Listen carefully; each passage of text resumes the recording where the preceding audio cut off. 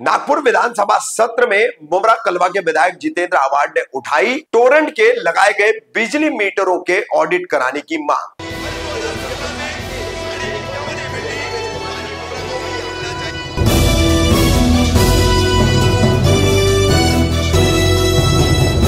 रफीक कामदार हिंदुस्तानी reporter में आपका स्वागत है।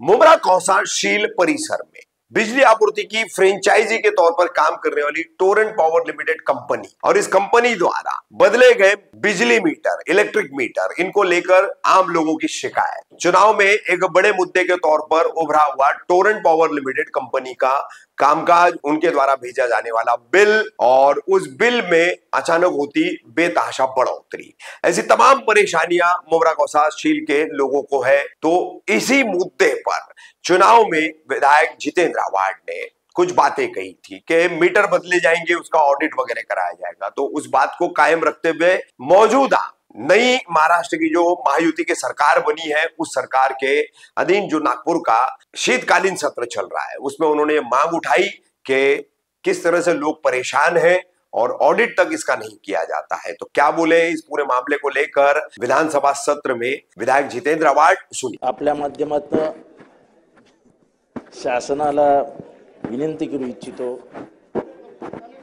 की आमच्याकडे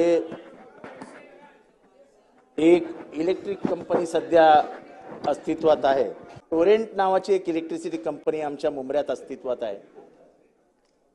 त्याचं बिल इतकं भरमसाठ येतंय कारण का या टोरेंटने रातोरात बॉक्सेस बदली केलेत सगळे, आणि लोकांचं आणि माझंही असं म्हणणं आहे की ते बॉक्सेस फास्ट आहेत।